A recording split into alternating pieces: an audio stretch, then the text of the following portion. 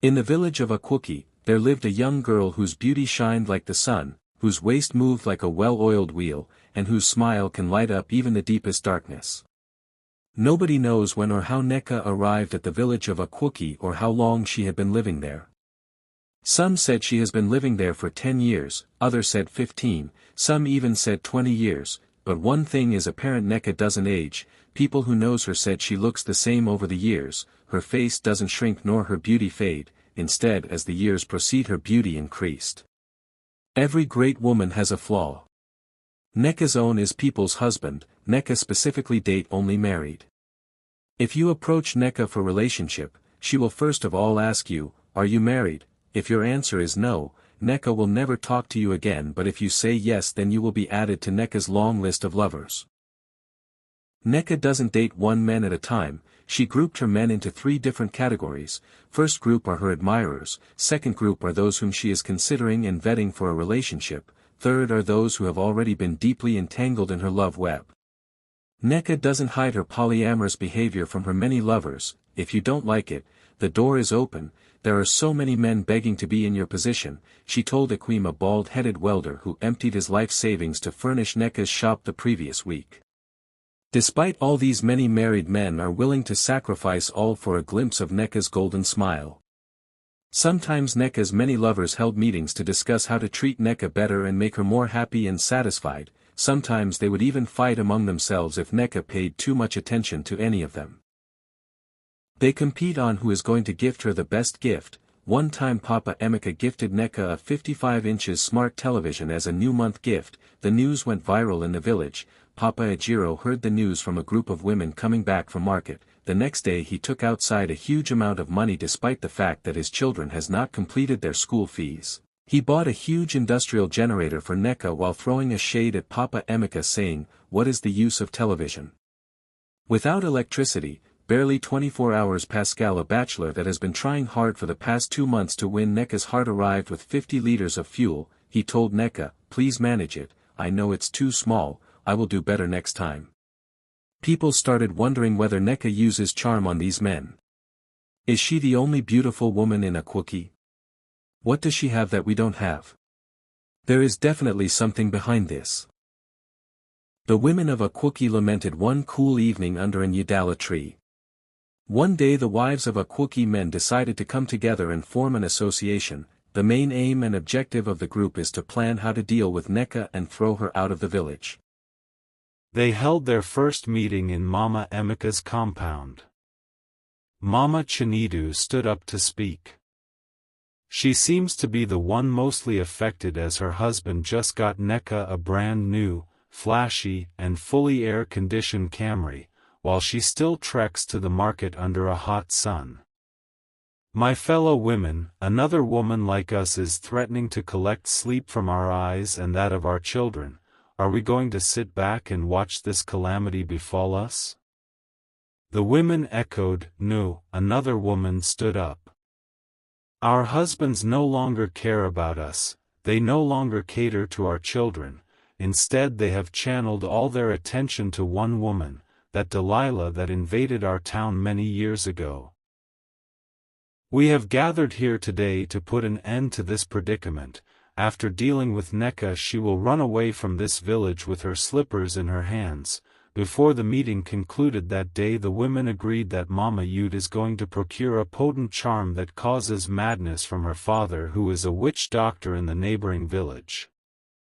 After getting the charm, she and 2 other women went to Nneka's house deep in the night and rubbed the yellow powder on her door. In the early hours of the morning, there was an alarm. A middle-aged man ran mad after waking up in the morning. Lo, and behold, it was Mama Yud's husband, who told his wife that he will be going to a funeral in the next village only to end up in Nneka's house. When he wants to sneak out of her house early in the morning, he suddenly screamed in a bone-chilling tone. By the time people came out, he has lost his sanity.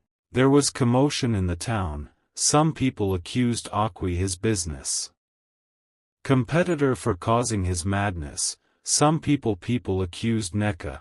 Some people even accused his wife Mama Yud, whom he had been at loggerheads with due to Nneka, but Mama Yud cried and cried, everyone thought she was mourning for her husband, but it's only a few women among them that knew what actually transpired. Nneka came out of the incident unscathed. Instead, the next day her married lovers lined up at her house with different gifts in order to console her, but she refused to see them. Instead, she ordered them to drop off their gift with her house help and leave. The next day Nneka emerged looking more beautiful, more charming and more irresistible, and the men of Akwoki fell for her even deeper. Few days after the incident the women gathered again. This time around Mama Yud was not among them. One woman stood up and said, "We will never give up. What happened the last time will not deter us." "Yes, Mama Yud is just a coward, let's not be like her," another woman added. Mama Nneka said, "We will make a solid plan this time around, that which cannot escape what is coming her way." And together the women devised their next evil plan. The next day an alarm was raised that Achi, the village symbol of unity, is missing. The villagers gasped in shock. Who dare steals the sacred symbol of Akwoki? There were whispers and gossip everywhere. One teenage boy said he saw Nneka walking into the secret room in the town hall and leaving with something tied in black nylon. One person repeated the news, another echoed it, and soon the hall was filled with whispers of the name Nneka. When the news reached the ears of the village head, he was reluctant to judge the case because he had been wooing Nneka for some time and recently she had started giving him green flag. "This is just a mere rumor, let's discard it," he sighed. But the screams of women, most of whom were envious of Nneka's beauty, overshadowed him. The youths angrily stormed into Nneka's compound. Achi is an important symbol that helps protect the town of Akwoki during the times of war and peace. Nneka was in her shop when all these things were happening, so the youths broke into her compound, ransacked the whole place, broke into her house and her room and even stole some of her things. But they could not find the village symbol in her house. They searched and searched, all to no avail. Unknown to Mama Nneka, his son saw him that early morning when she sneaked out with a black bag. He was curious and followed her secretly and saw when she dropped the content of the bag in Nneka's compound where it can be found easily, so when they started mentioning Nneka's name in the village square, he sneaked out and removed the Achi from Nneka's compound. Nneka has been kind to him in the past, so he doesn't want anything bad to happen to her. The youths were angry because of a fruitless search and they stormed out of the compound, swearing. On their way they met Nneka, who was hiding something under his big polo. They ignored him at first, but Onu, who was full of anger, confronted him. "Little boy, what are you hiding in your clothes?" Nneka tried to walk past him, but Onu stopped him. "You dare to disrespect me," he barked at him. Soon other angry youths joined him in assaulting Nneka. One hefty boy called Ibub suddenly lifted him up. Ibub lost control and the missing Achi fell off from his clothes. There was a shout of shock. Nneka is a quiet and a peaceful boy. No one believed he could do such a thing. The youths dragged him to the center of the village where they began questioning him harshly. Nneka was silent. He could not mention Nneka and he also didn't want to implicate his mother, so he kept quiet and bore the insults and the punishment. Oki, the youth leader, spoke up. "As we can see here, Nneka is guilty and has nothing to say in his defense, so we are going to punish him appropriately." The youths became more agitated as they scampered around for tires and fuel.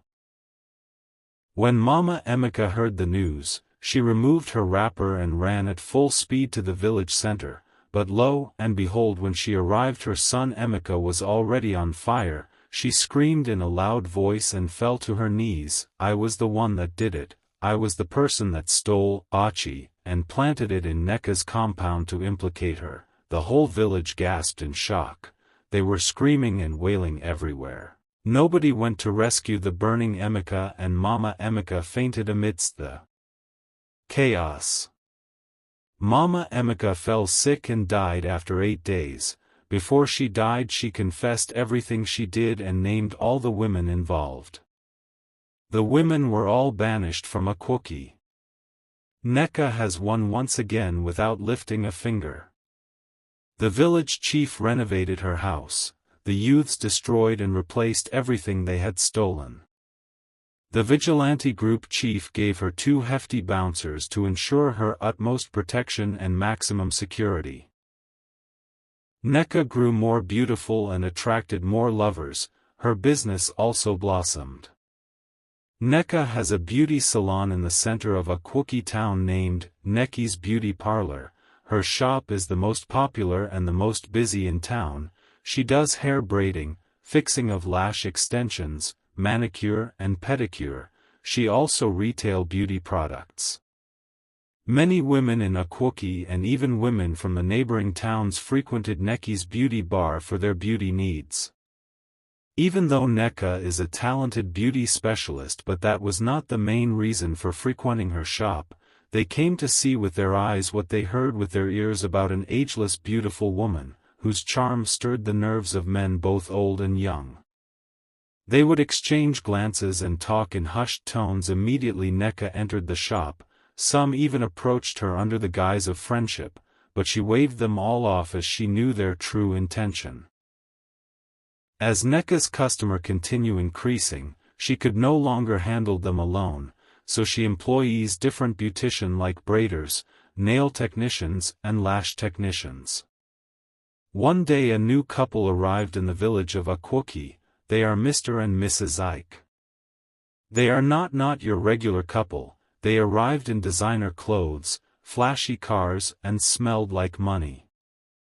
The husband Dr. John Ike is the new General Director of Akwoki Community Hospital, while the wife Joy Ike is the new Managing Director of a multinational bank.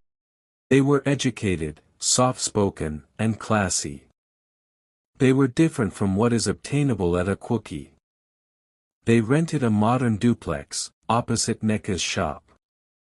Nneka for the first time in her life was wowed by a man the first time she saw him coming out of his Mercedes-Benz. He was wearing a well-ironed crisp white shirt and well-tailored black pants. He is handsome, tall, clean, smells good with an aura and eyes that draw in even the most hard-hearted person, and on top of that he is married, a complete spec as far as Nneka is concerned. Nneka has never seen anything like this before. She was literally feeling butterflies in her stomach. Could this be love? She thought. As Nneka watched Dr. John drive in and out of his duplex every day, she fell more and more for him, but surprisingly Dr. John, unlike other men, seemed quite immune to Nneka's charm and seduction. Ever since Dr. John moved into the compound opposite Nneka's shop, she started dressing more provocatively and seductively. She would walk up to him with a flirty smile and greet him in the most sweetest voice, yet John would reply him in a very formal tone and would not even allow his gaze to rest on her for more than a second. Nneka has tried everything possible to at least get Dr. John look. Maybe he will change his mind after taking a good look at her, but no, he always managed to escape every time she stirred up something serious. Nneka has never been so worked up about a man before. She never has to approach men approaches her, but she swallowed her pride and approached Dr. John, and he has been telling her off in any way possible. This situation started eating Nneka up so much that even her workers started noticing it. Oge asked him one day, "Madam, are you sick?" She replied, "No, but she is actually lovesick." John is so different from other men in Akwoki. He doesn't grovel at her feet, he doesn't smile in excitement whenever he sees her. Instead he rewarded all his flirtatious attempt with not more than stoic two-worded reply. All this